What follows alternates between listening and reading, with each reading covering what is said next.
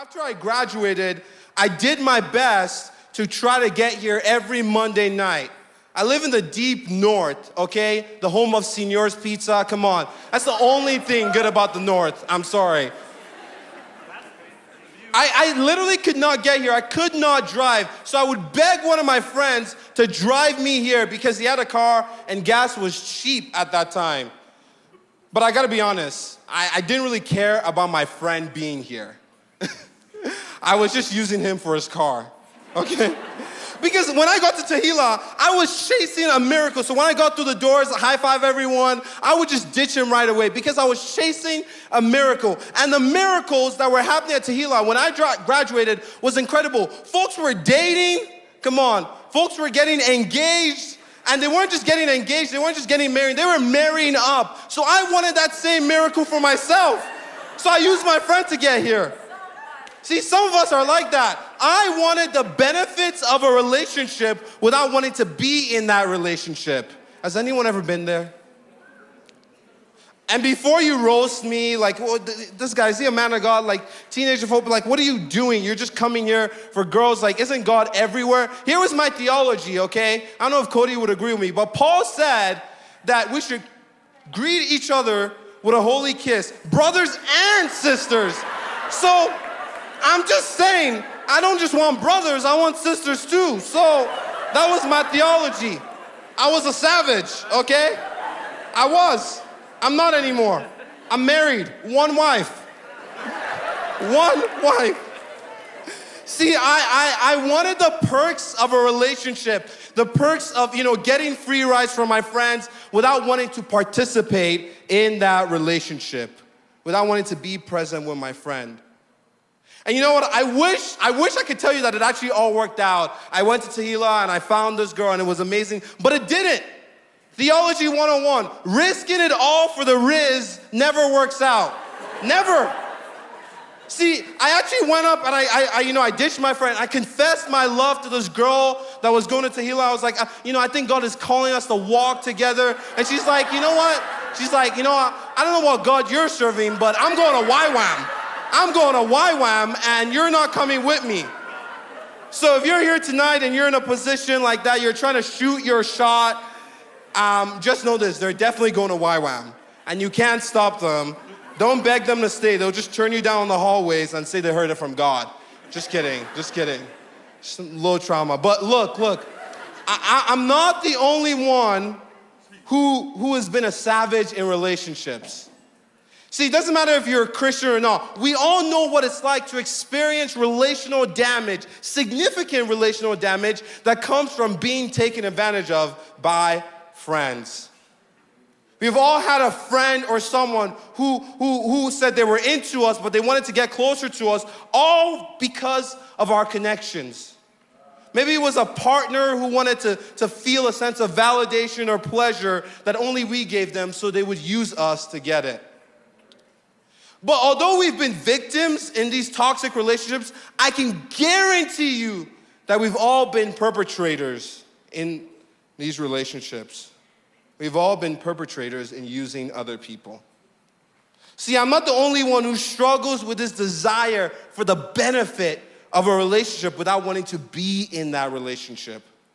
This desire that comes out of a mindset of self, that I was created to be me, that I don't need anyone, that I don't need anything. I just want the benefits of the relationship now so I can say that I did it on my own, so I can say I was self-made. And growing up in the West, it doesn't actually help this perspective. Because if we look at our culture, when we think about the explosion of social media, fast fashion, adult films, these industries are built on exploitation. And it's an exploitation that is fueled by our collective desire for this immediate pleasure and reward without any delay or effort. We want it now, and we use anyone to get it. Nobody wants to wait anymore. We don't want it a second too late or a second too early. We humans are such experts at exploring relationships and extracting what we want and then exiting that relationship when we want without any effort or delay. we have become such professionals at pursuing the perks of relationships without wanting to participate in that relationship. Just like I used my friend for that ride. And the hurtful thing is that we don't just do it to the people we don't know, we do it to the people we're close to, and we actually do it to God. See, I remember in high school, I was advocating for this movement to end human trafficking, right? I was so passionate about it on social media. I even put like a red X on my hand, posted it on the gram. It was amazing, tagged all my friends. I'm like, I'm Christian. You know, my faith is the thing that's fueling this. If you're not a Christian, you need to get back on that and, talk about, end sex trafficking now. And I just remember that right after I posted that picture, I went on my phone and I watched porn.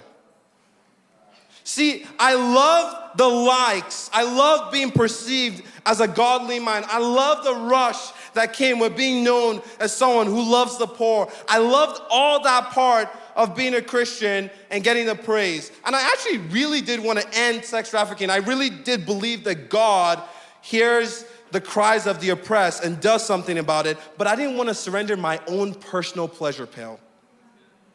I love the habit. And I love the praises I got from advocating against the consequences of my habit, but I didn't want to give it up. See, I wanted the satisfaction of Jesus' kingdom, but I didn't want to surrender to Jesus as king. Some of us want healing. We want, oh man, God, heal my body, heal every part of me, but we don't want to surrender our bodies to Jesus. We all long for the world to be good. We all long for the world to be full of justice, to be restorative. We all go after these ideals, but they all originate in God's kingdom, not ours. We can't have the satisfaction of the kingdom without surrendering to the king. And we all have this in common. We want the fruitfulness of Jesus. We want the perks of his kingdom. We want social justice. We want all these different things, peace in the world, for equality. We want the fruitfulness of Jesus, but we dread the faithfulness to Jesus. We dread the participating and remaining in Jesus. Well, look, I'm not going to stand here and say faithfulness is easy. It's hard. Especially when you're not aware of the fruit of your faithfulness, when you can't see the fruit of your faithfulness. Faithfulness is hard. Trust me, I'm an Arsenal fan, okay? Arsenal is the most unfruitful sports team in the whole world, and yet I am still supporting them. Faithfulness is hard. I'm telling you, if you find someone that's an Arsenal fan, marry them. They'll never leave you. I'm serious. But we don't want to do faithfulness. We just want the fruit of things. We want to do it for us. We want to be me. When we're created to be us. But we don't have to do relationships this way. We don't have to do relationships the way that our culture is configuring us to only think about ourselves. See, God must have known that we would struggle with this attitude of wanting the benefits of a relationship with him without wanting to be followers who remain in him. See, God actually has so much to say about relationships between faithfulness and fruitfulness in his word. And I believe that for some of us tonight, our relationship with Jesus has been characterized by a constant craving for fruitfulness. But Christ, I believe tonight, wants to recalibrate your heart to crave faithfulness over fruitfulness. So I'm excited because we're going to look at one of my favorite passages in the scriptures, the first 5 verses of John 15. We find Jesus in the middle of an intimate and extended conversations with his closest friends. And they're having a meal together. Why is it so important that Jesus be intimate and extend this conversation? Because Jesus is gonna die. Spoiler alert. And Jesus is not beating around the bush in this conversation. He's locked in. He wants to tell his disciples what matters to him the most. Jesus is saying this, if you're gonna be for me, then this is what you gotta be about. And here's what Jesus tells his disciples before we get into this passage. He tells his disciples this: look, I see the way the world is being run, but I want you to disrupt the status quo of the world. I want you, and Jesus commands them, in the same way that I demonstrated my self-giving love and disrupted the status quo of the world, I am calling Christians to disrupt the status quo of the world with my love. For Jesus, loving those who look like us, loving those who don't look like us, loving those who don't like us is the fruit of following Jesus. It's the fruit that grows out of a life with him. This means that as Christians, we can't fall into the temptation of using the Bible as a tool for violence. When we hear from God, we can't fall into the temptation of using the Bible and the words as a tool to hurt other people. As Christians, our fruit needs to bear the same resemblance to Jesus' fruit. So how do we bear the fruit that Jesus wants us to bear? Listen to the words of Jesus in John 15, 1-5. I am the true vine, and my Father is the gardener. Let's stop there for a second. I am the true vine, and my Father is the gardener. If Jesus is the true vine, then Adam said I like to ask the question. So I was like, who's the false vine? Like, what are you saying? See, a vine is typically a symbol in the Hebrew scriptures for Israel. Yahweh is Israel's gardener, but even with all its pruning, Israel couldn't bear the fruit that Yahweh wanted them to bear because they were always unfaithful. So Yahweh abandons them to their idols. But with this I am statement, Jesus is taking an important image from his audience's scriptures, and he's representing it as something positive that has reality in him. So Jesus continues. He cuts off every branch in me that bears no fruit, while every branch that does bear fruit, he prunes so that it would be even more fruitful. You are already clean because of the word I've spoken to you. So here Jesus tells his friends, don't worry, I'm the true vine. I'm not gonna be like Israel. My life will be in my followers. In this union that transcends something physical, my followers are gonna be branches that come out of me. Jesus tells them, you don't have to bear fruit out of your own ability, because if you're attached to me, you will bear fruit. I'm the life-giving vine. If you're attached to me, you're gonna be tended to, you're gonna be cleansed by the gardener, and you're gonna be good. So Jesus continues, he says, remain in me as I also remain in you. No branch can bear fruit by itself. It must remain in the vine. Neither can you bear fruit unless you remain in me. Jesus says this, I am the vine and you are the branches. If, turn to your neighbor and say, if. You guys know what the Greek word for if is? If you remain in me and I in you, you will bear much fruit. Apart from me, you can do nothing. It's interesting, right before these words of remaining, of resting in Jesus' presence, in John 14:31, Jesus told his disciples, hey, I told you to love, you're supposed to go for it now. Go and love. And I would imagine his disciples, right before they heard this, were just about to, okay, let's go. Let's bear some fruit, okay? Let's proclaim freedom for the prisoners. Let's go out. Jesus, thank you so much. Let's go feed the poor. Okay, Judas, Peter, all of them are all going and they're liberating their friends. Let's seek revival. So they're about to run out of the room, and Jesus is like, why are you running? He's like, why are you running? That's the thing. And it's like, but Jesus, you just told us to go. You just told us to go, and Jesus says, stay. Where are you going? Where are you going? See, whether you're a Christian or not a Christian, we all want our lives to bear some sort of fruit. We all want our lives to matter. Whether it's popularity or whether it's even in Christian terms, a big ministry or healing ministry or hype or growth. So we look at the fruit, and you know what? We rush into doing things on our own. See, Jesus knew that this attitude of pursuing perks is pervasive in our human nature. He knew of this attitude of wanting the perks without participation. He knew that this would be a major temptation for his followers. So he called them back. And he reminded them that fruitfulness is not a formula to be followed. Fruitfulness is a relationship we remain in. The question is not how do we bear the fruit that Jesus wants us to bear. The question is how do we remain faithful to Jesus? If Jesus says, I am the vine, you're the branches. If you remain in me, in you, you will bear much fruit. Apart from me, you can do nothing. This means that the fruitfulness of Jesus can only flourish out of a faithfulness to Jesus. According to Jesus, our job is not to bear fruit. Our job is to be connected to the true vine.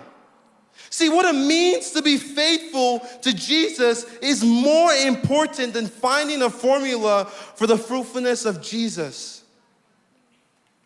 If you want the fruitfulness of Jesus, if you want a healing ministry of Jesus, if you want, the life of Jesus, foster faithfulness to Jesus.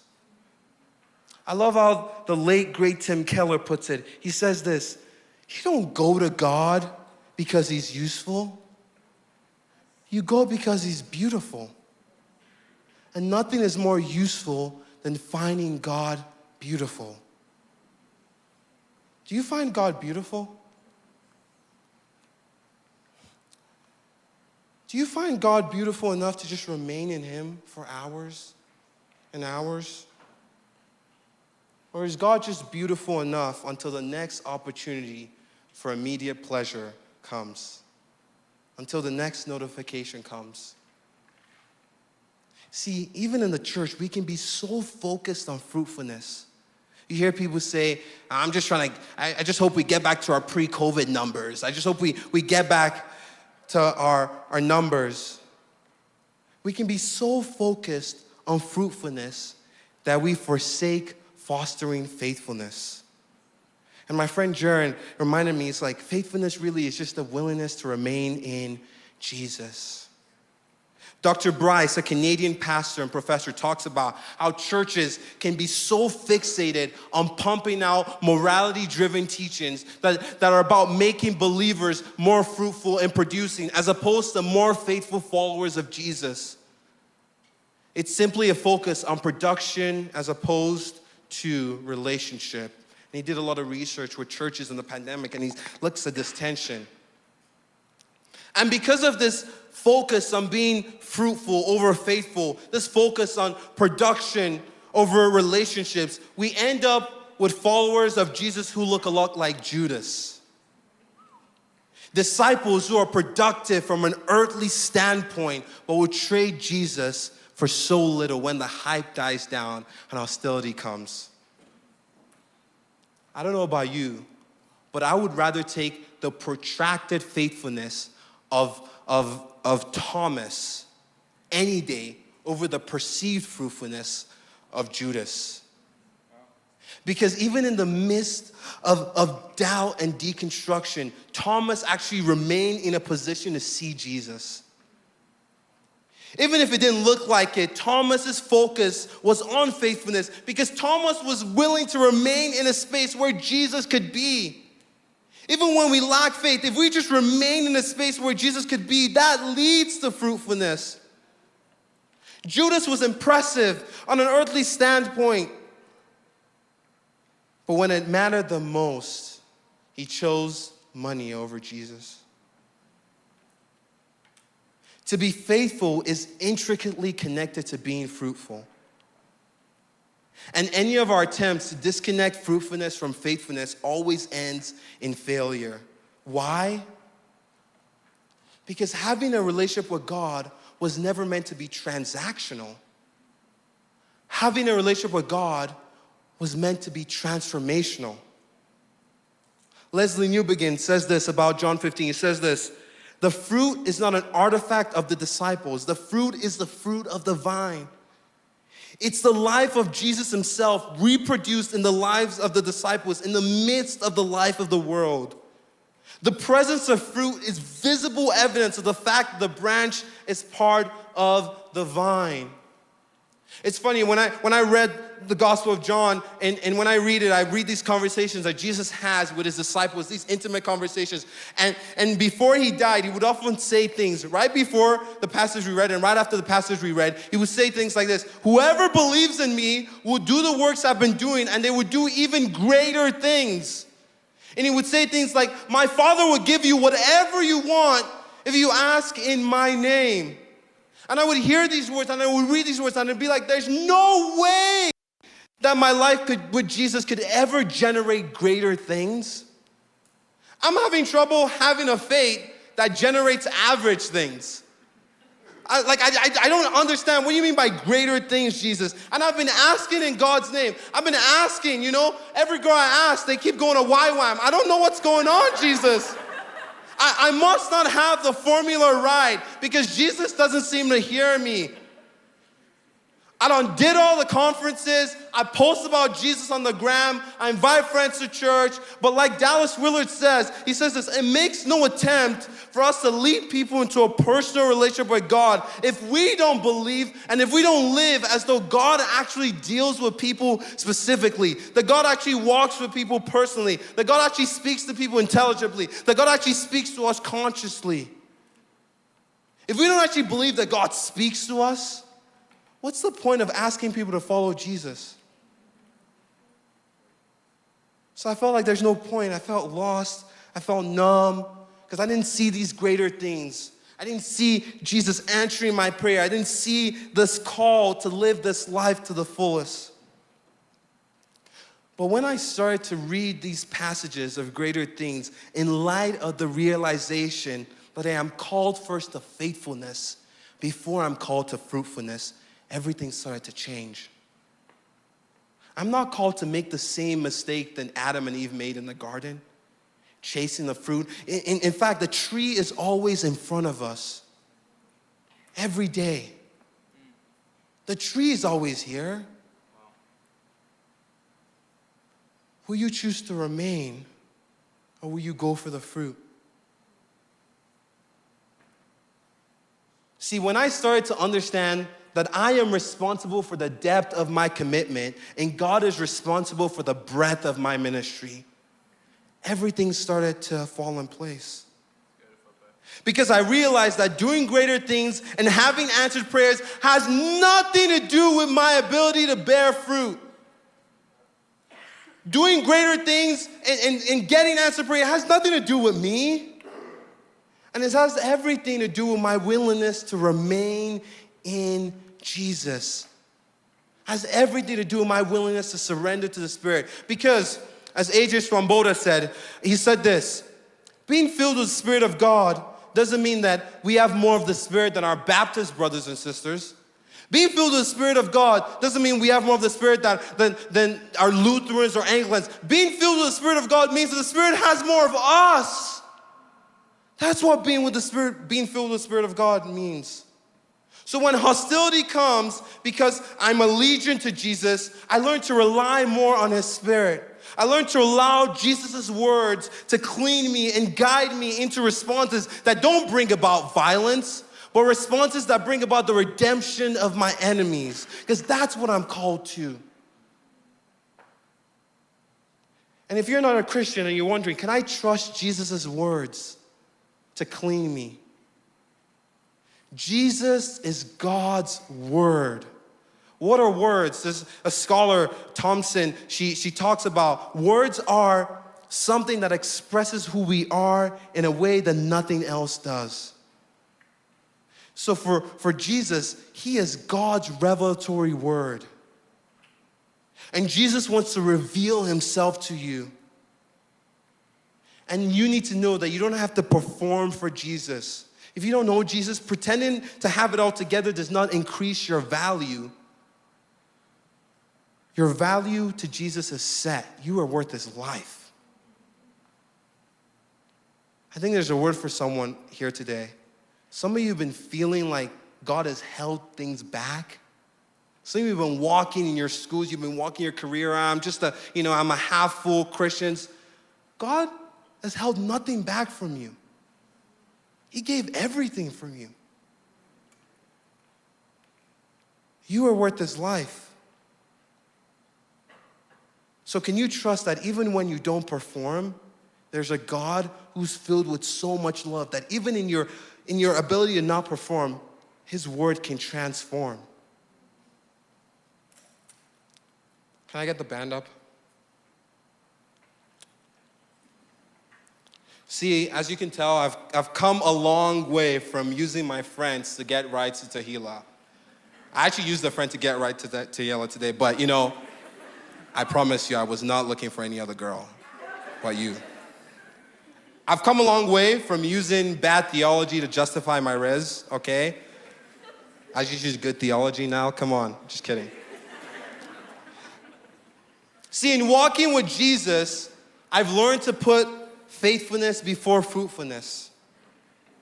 Because the fruitfulness of Jesus can only flourish out of a faithfulness to Jesus. The fruitfulness of Jesus, the remaining of Jesus, can only come out of faithfulness to Jesus. Choosing faithfulness is hard. Choosing to depend on the Spirit of God in the face of persecution is hard. I personally would rather the pleasure that comes from depending on myself and appearing fruitful because I want everyone to say he did it on his own. But it's not enough to know that we should be faithful over being fruitful. We actually have to do what Jesus says. So how do we do it? How do we foster this willingness to remain in Jesus? How do we foster faithfulness in a culture that seeks meaning and happiness only in economic prosperity, only in the here and now? How do we foster remaining in Jesus when everyone around us is saying, no, remain in material comfort, remain in emotional fulfillment, remain in economic prosperity? How do we foster faithfulness in a culture that wants to move past Jesus? I don't have all the answers. I'm not going to tell you what to do because I'm not going to rip you off from the opportunity to actually hear Jesus for yourself. But know that we have to get this right. I think about my friend, Ben. I actually work with him, and he actually runs our young adult ministry. I remember one of the first things when he started working at our church was our young adult ministry met on a Monday night. So he changed it to a Tuesday. And I was like, Ben, why would you do that? You should put it on a Monday. That's what we always do. And he's like, well, there's a ministry called Tehillah, and I want to empower our young adults to go there and be filled. But I'm like, Ben, but what about if no one comes? And I just remember him just saying, I'm just going to remain faithful to Jesus. And if they go to a different place, so be it. But I'm not going to get in the way. I'm not going to compete because the church is bigger than that. We don't thrive on competition. We lose.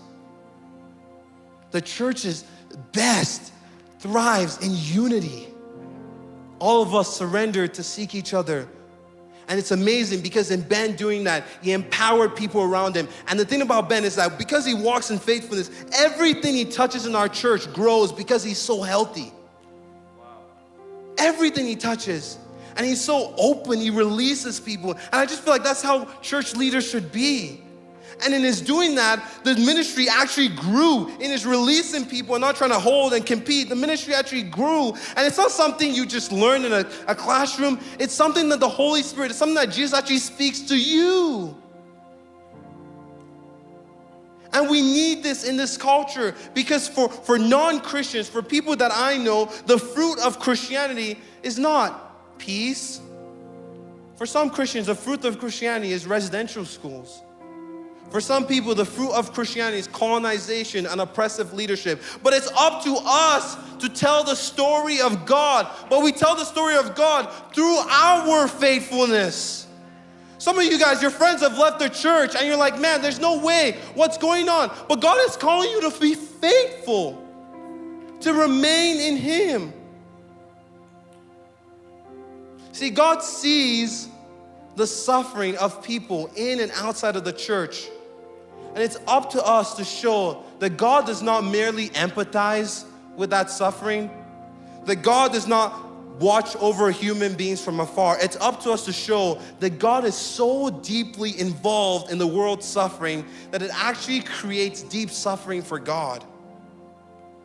So when people suffer, when people are hurt by the church, when the world wants to label people strangers, it's up to us to understand that the fact that Jesus invited us, the fact that we can remain in Him, we're called to invite other people into that.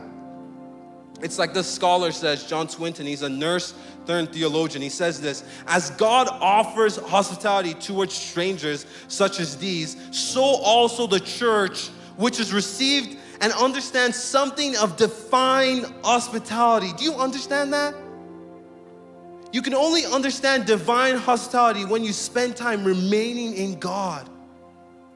And it's out of this, man, I want to be in God, that I find God so beautiful. It's out of this divine hospitality that we can offer hospitality to the strangest of people. That's what God has called us to do. So Tehillah, I heard you guys like to worship. Do you guys like to worship? Come on. So as the band plays this song, which is really about remaining faithful, which is really about this longing to be hidden and tethered to Jesus, which is about being set in His way, I don't want you to worship like you usually do. I want you to ask God to teach you to worship with a heart that goes to Jesus, not because He's useful, but because He's beautiful. I mean, could you imagine how our churches would be if we focused on being faithful more than being fruitful? Could you imagine if we put our budget towards fostering spiritual disciplines, not creating spiritual programs? Could you imagine if we valued relationship over production? I don't care how much people hate the church. If we valued relationship over production, we're gonna transform the entire city. So as you sing this song, I hope you reflect on this question. As a leader in the church, as a student, maybe you're a spouse, a husband or wife, how can I foster faithfulness in my life right now in the apparent absence of fruitfulness? Maybe you haven't found the spouse you're looking for. Maybe you haven't gone into the program you're looking to get into. Maybe you haven't experienced the greater things that God has called you to experience. Maybe you haven't had answered prayers, but in the face of apparent absence of fruitfulness, will you rise up in your faithfulness and say, I'm gonna remain in Jesus? Yeah, my sister, my brother may have left the faith. Yeah, my best friend may have left the faith, but I'm gonna be right here when they come back because I know that that's what Jesus called me to do. For me, it was community.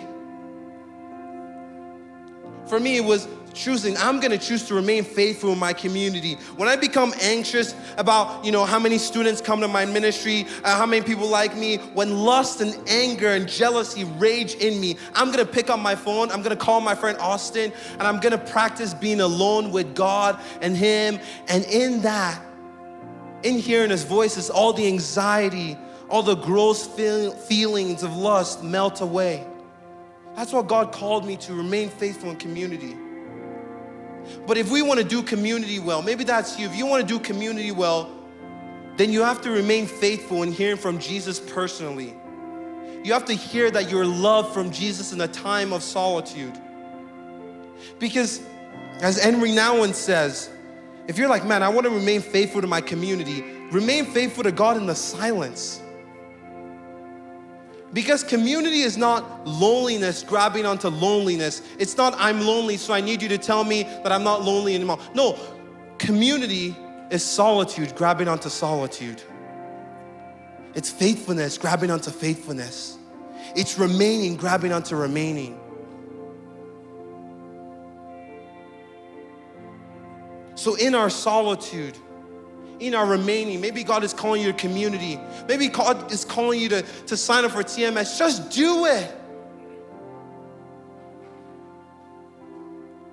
In your remaining, I hope that you would follow Jesus, not for what He can do for you, but for who he can be to you. I'm gonna pray this over you. There's a prayer I wanted to end with, then we're just gonna go into a time of worship.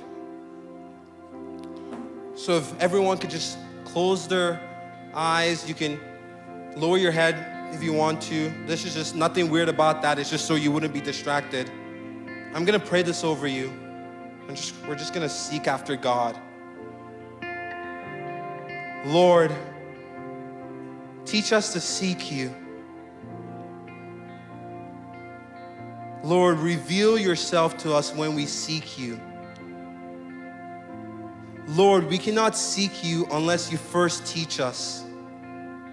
Lord, we cannot find you unless you first reveal yourself to us. Let us seek you in the longing and long for you in seeking. Let us find you in love and love you in finding. And let us choose faithfulness over fruitfulness. Amen.